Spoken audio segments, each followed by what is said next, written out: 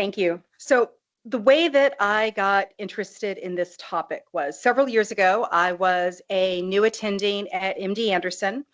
I'd been working in emergency medicine for 20 years, but I had never worked in an oncologic emergency room, and I had never been an academic. And so I decided if I'm going to be an academic, let's lean into it a little bit. Let's do the research. Let's write the papers. And I went to one of my senior faculty members and said, I'm kind of interested in doing some research. I was really hoping he'd say, yo, yes, I've got this project and you can help me with it and learn the ropes. And instead, what he said was, how about you write a review paper on the adverse effects of antibody-drug conjugates? I said, oh, yes. Absolutely. Great idea. Important topic. What's an antibody-drug conjugate? So I didn't actually ask him that. I went home and I looked it up. But just in case any of you had the same question, we're going to start with what are antibody-drug conjugates, and we're going to do it Sesame Street style.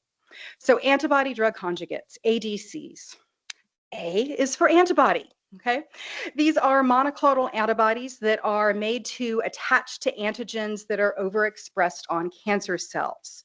This allows them to act as a targeting system, getting the complex molecules to hone in on cancer cells specifically.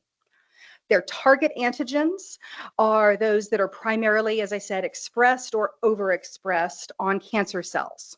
Some examples of those are trastuzumab, which is actually used as an anti-cancer agent on its own. Its receptor is the human epidermal growth factor receptor 2, which is found in breast cancer and a number of others.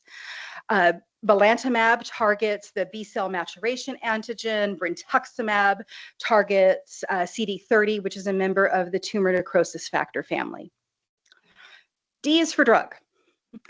The drug is typically a highly cytotoxic agent, something that would be too toxic to give into systemic circulation in a non-targeted fashion. And this is thought of and sometimes referred to as the warhead or the payload, the deadly thing that we are delivering to the cancer cell. The mechanisms of action of the drugs that are current in use for ADCs are DNA damaging agents such as ozogamicin, deruxtecan, tezarine, and antimicrotubular agents such as vedotin and tansine. You guys can read as well as I can.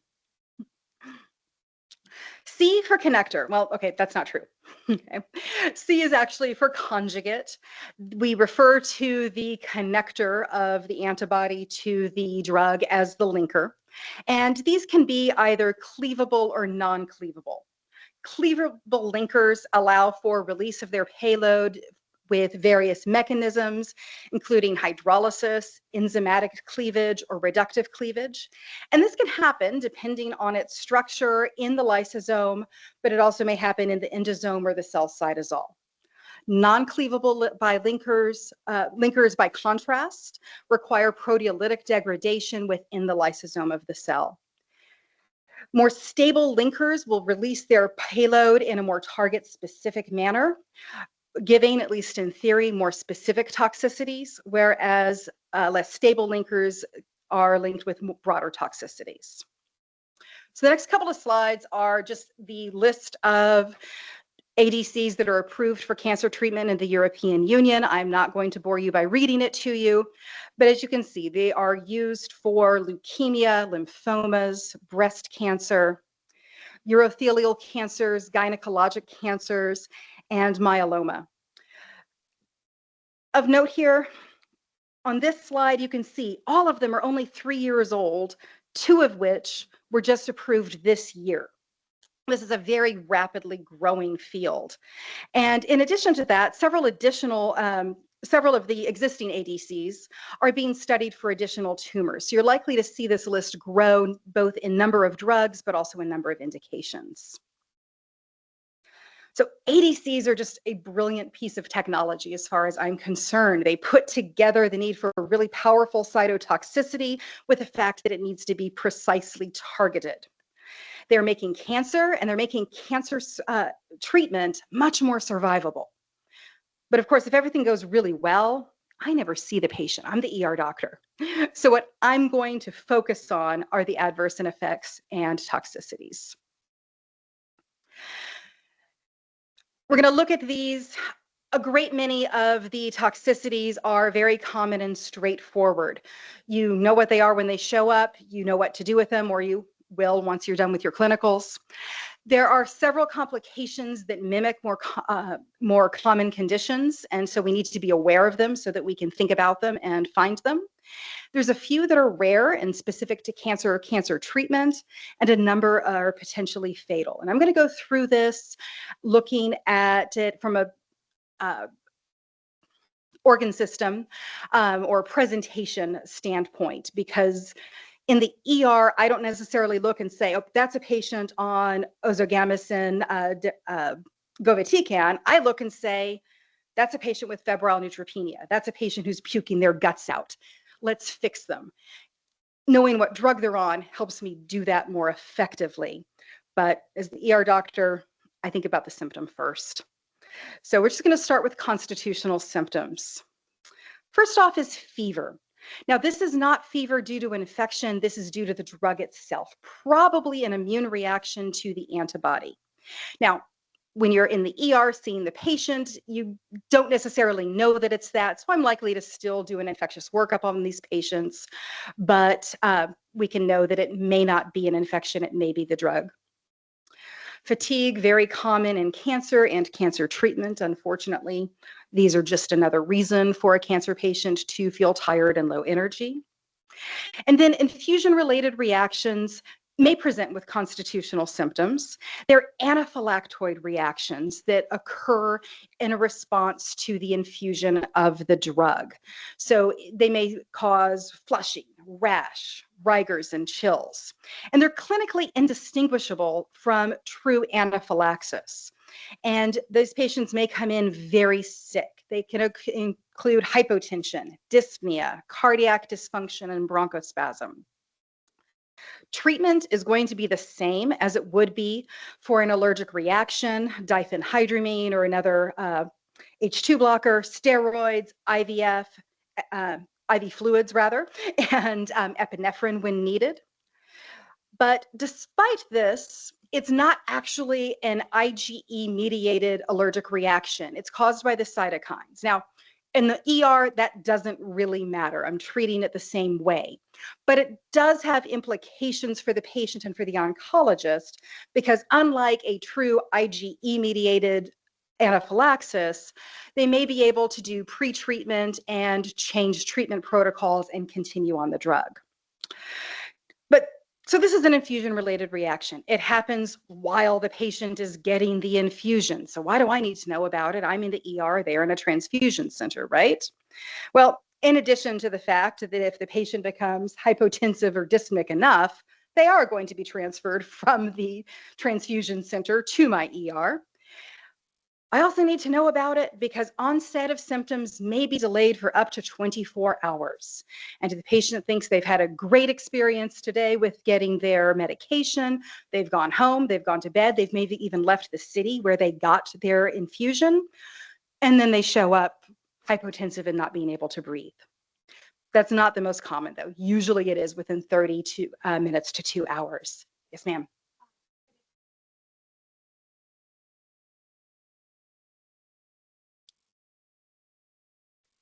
It can happen later. By far, it's most common with the first infusion. Great question. Thank you. Let's move on to hematologic. Cancer treatments in general have a heavy impact on the hematologic system. There's nothing terribly abnormal here or unusual here. Neutropenia or leukopenia, you need to give your patient neutropenic precautions. You need to vigorously work up and treat febrile neutropenia. The oncologist can help to prevent or treat this by giving pegfilgrastim or other colony stimulating factors. Anemia, transfuse as needed. Thrombocytopenia, make sure they're not bleeding, transfuse as needed. Speaking of bleeding, tisotumab vedotin is a drug that one of its somewhat more unique side effects is an association with hemorrhage. It's a frequent cause of both epistaxis and vaginal bleeding, usually minor, but can be severe. And trastuzumab emtansine also is a frequent cause of epistaxis. And there's also a number of case reports of it being associated with cerebral hemorrhage in the setting of brain metastasis that have been treated with radiation. Let's move on to the respiratory system. So dyspnea and cough, very frequent. Several of the papers that I reviewed for this also mentioned URI and pneumonias. Now, I don't know how you treat cancer in the middle of cold and flu season and not have patients who have a URI at some point. I suspect that the reason that these made the list is because in early drug trials, the investigators have to list every single adverse reaction just in case. I very diligently wrote down everything that happened as I was making my list on a number of them until I got to a possibly ADC-related dog bite, and then realized that maybe I didn't need to write down the ones that only happened to 1 or 2 people. If I ever get cancer, though, we're going to do a study, and every time I get a new drug, you're going to expose me to puppies and document how often I get bitten. Couple other respiratory things that deserve a little bit more attention. Long-cast tuxamib is associated with pleural effusions, and this drug seems to really like its fluid. About 10% of patients on it get pleural effusions. Twice that number get peripheral edema, and a smaller number get pericardial effusions. This can be treated or prevented potentially with spironolactone, and then, of course, thoracostomy or pericardiocentesis as needed. The next respiratory side effect that we're going to talk about is one of those mimics. It's potentially fatal, and it presents looking a lot like things that we see more often. And that's interstitial lung disease and pneumonitis. ILD is the most common form of drug-induced lung toxicity, and oncologic drugs are the most frequent cause. A 2023 paper found that it was the most common cause of ADC-related death. And the implicated ADCs are trastuzumab deruxtecan, which can cause it in up to 13% of its patients, 2% having severe or very severe, so life-threatening or at the very least hospitalization worthy. Mirvetuximab soravtansine, about 10%, 1% of which is severe, and lower incidence or case reports with enfortumab vedotin, trastuzumab emtansine, and tisotumab vedotin. Presentation, pretty nonspecific. Dry cough, dyspnea, especially dyspnea on exertion, fatigue, chest pain, fever. An obscure cause of a drug-related lung disease is not the first thing I think of when I see a patient with this. I'm thinking pneumonia. I might think about a pulmonary embolism. I have to know about ILD because I'm not going to find it if I don't look for it. Same thing with examinations, some rales or crackles, hypoxia. But as I said, this is in addition to being a little bit obscure, it's also potentially fatal. It might present with an acute respiratory distress syndrome type picture with respiratory failure requiring intubation. Workup is going to proceed as it would for most patients with a respiratory complaint. There aren't any lab tests that are specific for ruling in ADC-associated ILD. If you recognize that the patient is at risk for interstitial lung disease because they're a cancer patient, or bonus points from me if you notice that they're on trastuzumab deruxtecan or mirvetuximab soravtansine, then you should consider getting a CT scan instead of or in addition to your chest X-ray. It's much more sensitive than chest X-ray for findings of interstitial lung disease. Findings to look for or to let your radiologist know that you're looking for would include widespread patchy consolidations with or without intralobar reticular opacities and septal thickening.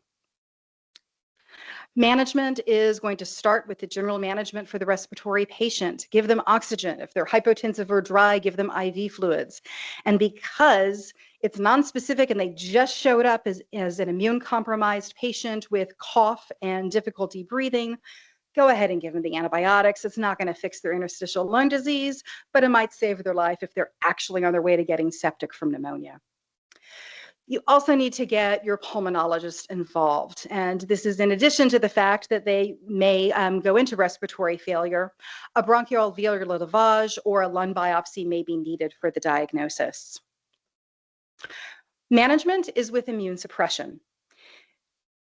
That typically is going to start with steroids, either prednisone, if it looks like someone with mild enough symptoms that you're thinking about sending them home, or prednisolone if they are looking more severe.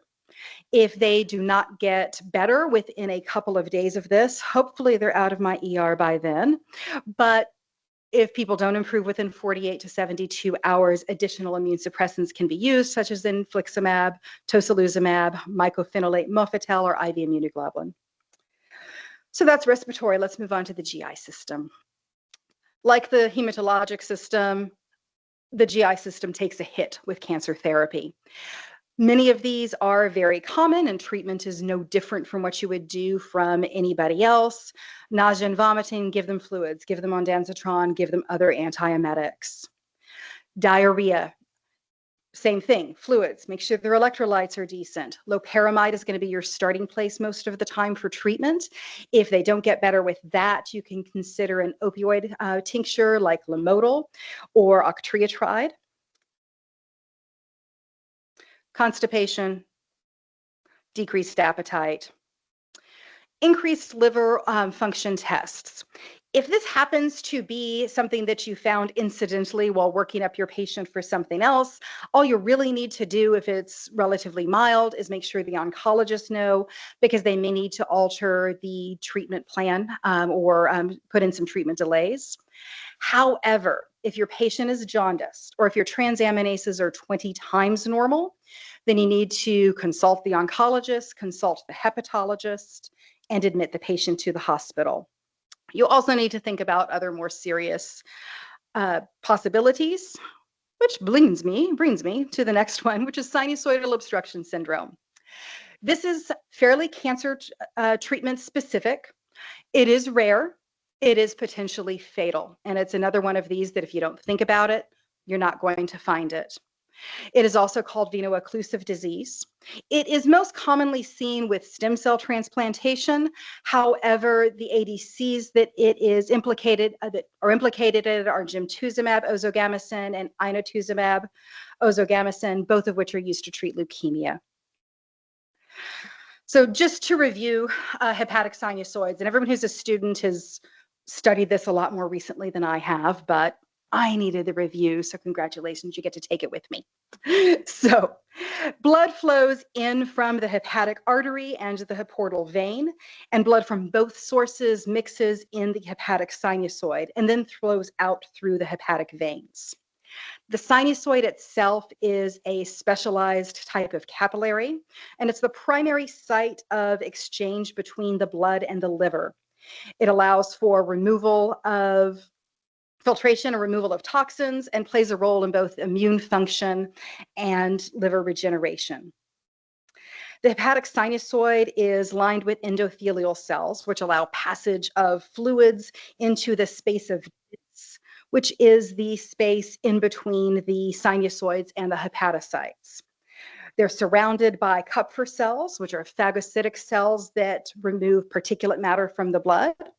And then also present in the space of Dis are hepatic stellate cells, which are crucial to tissue regeneration and scar formation.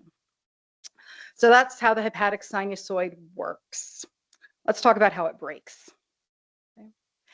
The pathophysiology of sinusoidal obstruction syndrome starts with injury to the endothelial cells. This causes loss of the intracellular tight junctions, increased vascular permeability, and leak of fluid and blood elements into the space of Dis. So you're getting gunk building up in this space and therefore narrowing the sinusoid. You also get breakdown of the extracellular matrix and proteins, which causes embolization of the endothelial cells. And as the endothelial cells become activated, they release prothrombotic factors like von Willebrand factor and tissue factor, forgive me. And this leads to the formation of microvascular thrombosis. So all of these things, we've got a clogged up space of discs, we've got endothelial cells embolizing, and we've got clots forming inside the sinusoids, and all of these together cause obstruction of the sinusoid. Adding to all of this is that meanwhile in the bone marrow, we also have toxicity to bone marrow progenitors, and this prevents replacement of the injured sinusoids. Presentation of sinusoidal obstruction syndrome, like so many things, starts pretty subtly. The first symptom is weight gain. This is the earliest sign, and it may be rapid and it may be unresponsive to diuretics. And patients are sometimes told to weigh themselves daily so that they can realize that this is happening. Less subtle and a little later on, we might see jaundice, painful hepatomegaly, edema, and ascites. And then less common, but associated with severe sinusoidal obstruction syndrome, we might have pleural effusions, pulmonary infiltrates, hypoxia, encephalopathy, thrombocytopenia, renal insufficiency, and failure. So sinusoidal obstruction syndrome is a disease of the liver, and most of your differential diagnosis is going to focus on that. But as patients get sicker and sicker, we're also looking at renal failure. They might look like someone with cholangitis. They might look like sepsis. Workup, laboratory-wise, is going to be pretty standard: CBC, electrolytes, liver, renal function tests. Imaging will probably include a chest x-ray for respiratory symptoms. And then you can think about a liver ultrasound. This does not have anything, unfortunately, that is specific to sinusoidal obstruction syndrome, but findings that are suggestive of it are new ascites, hepatomegaly, and then you might actually see attenuated or even reversed flow of blood in the hepatic venous flow. So while the patient is in the ED, they're probably going to be treated primarily like the undifferentiated sick patient. But if we can think about this diagnosis, there are some diagnostic criteria. The European Society for Bone and Marrow Transplantation criteria are, in the correct clinical setting, bilirubin of greater than or equal to 2 milligrams per deciliter, and at least 2 of the following: painful hepatomegaly, weight gain, ascites, assuming these are not attributable to other causes. Yes, ma'am. Mm-hmm. Mm-hmm. People start retaining fluid. And at first, once it's ascites and they've just got this 9-month pregnant belly in front of them, you know what's going on when you can push your thumb into their finger and have it into their tibia rather, and have it sink down. You know what's going on, but it's fluid buildup. Yep. You can find it a little more quickly if they're minding their weight. Yes, ma'am. It's a great question, and it's actually it can happen within days. It can happen a little bit closer. As a matter of fact, the severity scale for a sinusoidal obstruction syndrome actually includes the time. This is not something that I have committed to memory. I would not ask any of you to commit to memory. I just want you to know that it exists so that if you're in a scenario that you need to think about it, this is there to look up. Criteria for severity ranges from mild to very severe, and it is based on time since the first suspicion or the first clinical symptoms. Also is sometimes used time since stem cell transplant when it's a stem cell patient. Level of bilirubin, transaminases, weight gain, and renal function. Treatment, step 1, especially in the ER, is going to be supportive care. Yes. Mm-hmm. Mm-hmm.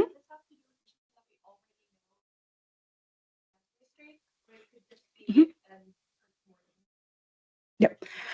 These are going to be patients that we know to have cancer because they tend to be related to cancer treatment rather than the cancer. I think that this syndrome was first described as veno-occlusive disease after a number of people drank something called bush tea. But other than that, for the most part, this is cancer specific, cancer treatment specific. Yep, good question. Yes, ma'am.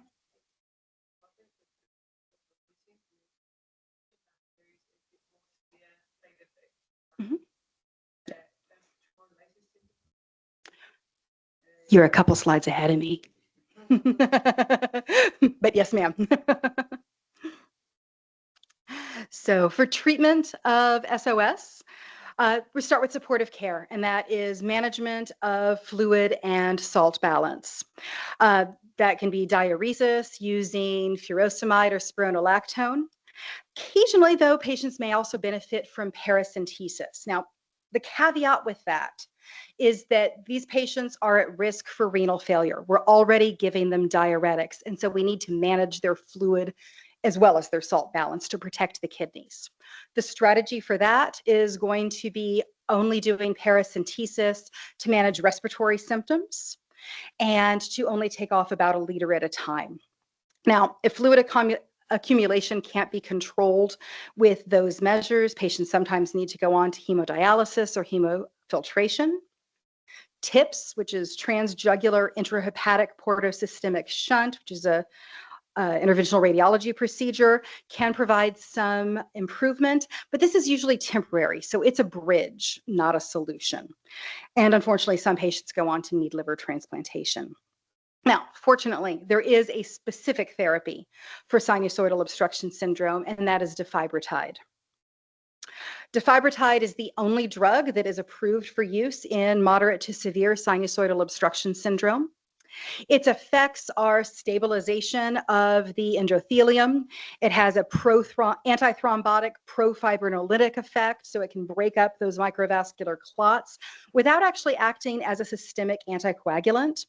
And it decreases the vascular permeability. So it directly improves a number of the bits of pathology for SOS.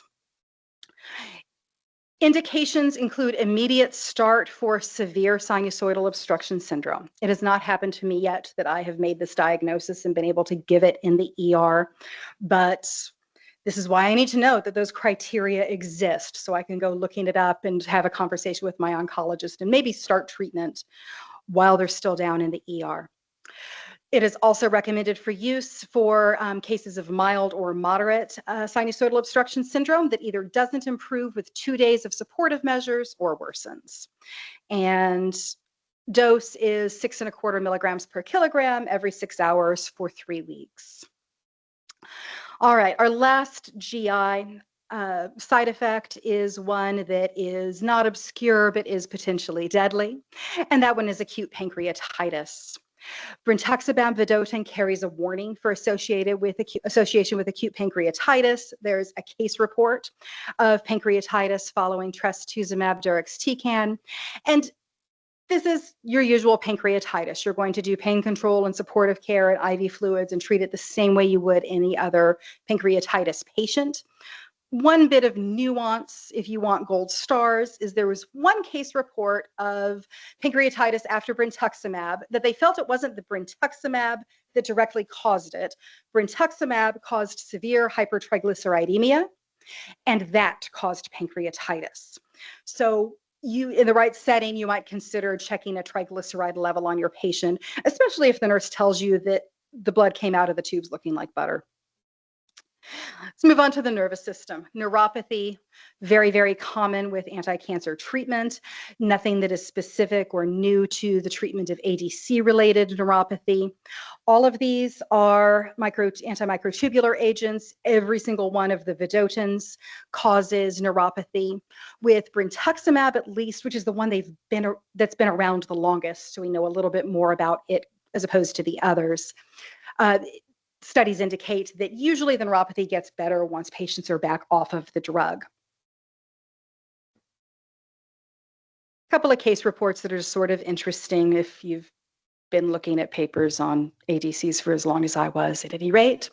There was a case series of 11 patients that developed a Guillain-Barré-like syndrome while on brentuximab, as well as a case of posterior reversible encephalopathy syndrome.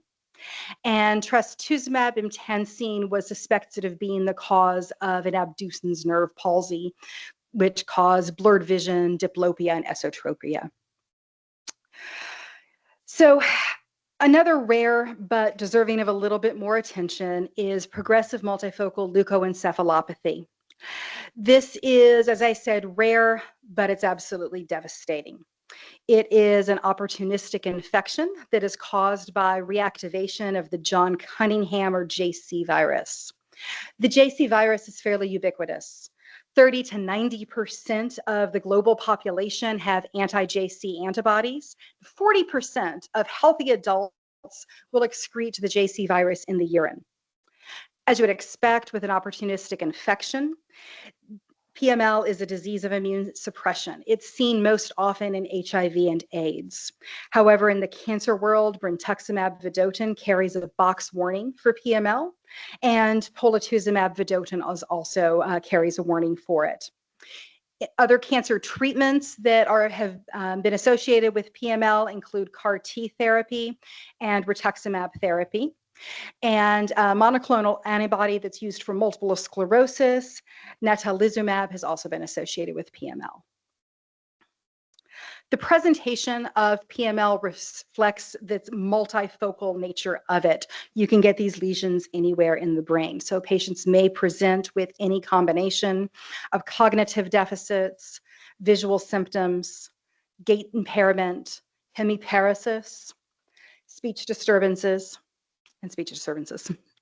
Diagnosis is going to start with a high degree of clinical suspicion in an immune-compromised patient. So if you've got neurologic weirdness and immune suppression, think about it. An MRI is going to be your most sensitive test. Findings include just diffuse asymmetric areas of demyelination. There won't be significant edema or mass effect associated with it. And the lesions are hypointense on T1, and in T2 and flare sequences, they're hyperintense. A couple other diagnostic modalities. You can send off cerebral spinal fluid for to do a PCR for the JC virus. And you can do a brain biopsy, but not in my ER. Treatment of PML is supportive. Removal of the offending agent, restoration of immunity. Unfortunately, there is no treatment that's been shown to reliably control or reverse PML. Let's move on to the eyes. So each drug up there is a microtubule agent. They're all different ones. Only one vedotin. Couple others to get a quick mention. Enfortumab vedotin has also been associated with dry eye and blurred vision, but not nearly as much. Brentuximab vedotin has been associated with cases of uveitis, which is vision threatening. The big three here, eye complaints are some of the most prominent complaints for those drugs, and there are treatment protocols available that usually involve an ophthalmologic exam prior to starting treatment and several times throughout treatment. And they are often on steroids for prevention and other drops for symptom control. And most of the time, these are not complaints that are going to send a patient to the ER, especially if they've been told that it is something that they might expect. However, keratopathy has keratitis at the severe end of the spectrum. So we're going to just spend a slide on that. And the reason for that is that keratitis can cause deep ulcerations or even perforations in the cornea. And even less severe cases might be distressing enough to land a patient in the ER. Patients will present with redness, with discharge. Eyes may have a foreign body sensation and is often painful, and there may be vision changes. You're going to haul out the slit lamp to examine these patients. You may see some cell and flare. And fluorescein is necessary to look for an ulceration or perforation. Treatment is with topical steroids and referral to ophthalmology. And of course, that's an emergent call to the ophthalmologist if you've got a deep ulceration or perforation. We're almost there. So skin. Rash is very common, usually mild. Treat with comfort measures, topical steroids, antihistamines.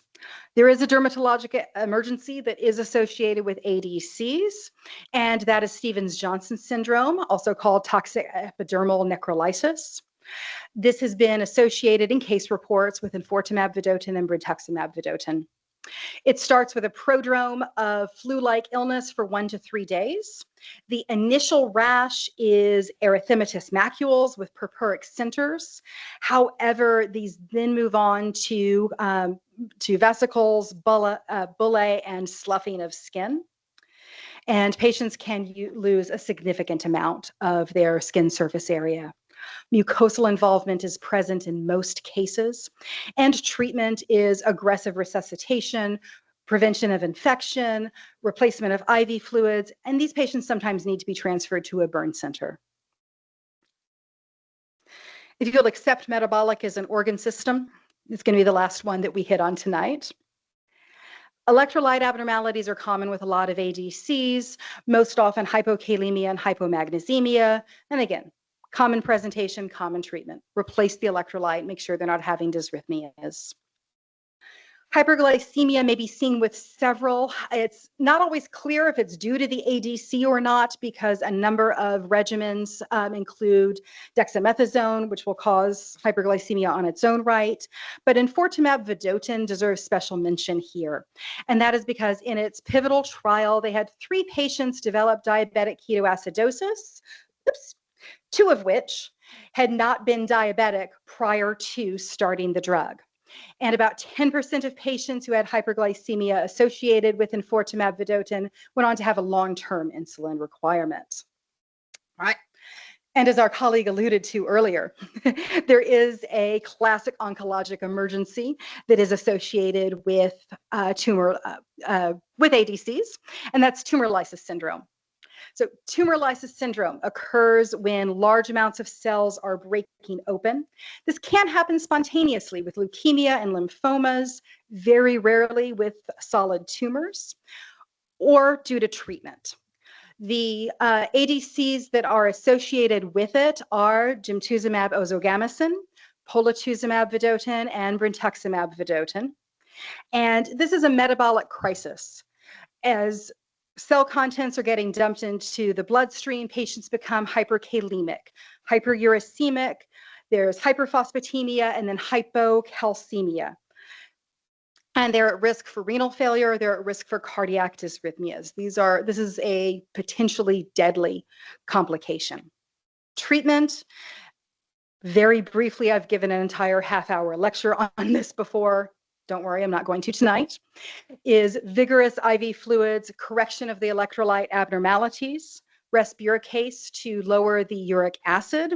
Allopurinol can be used if resburicase is not available. And the majority of these patients are going to need to be admitted to the ICU.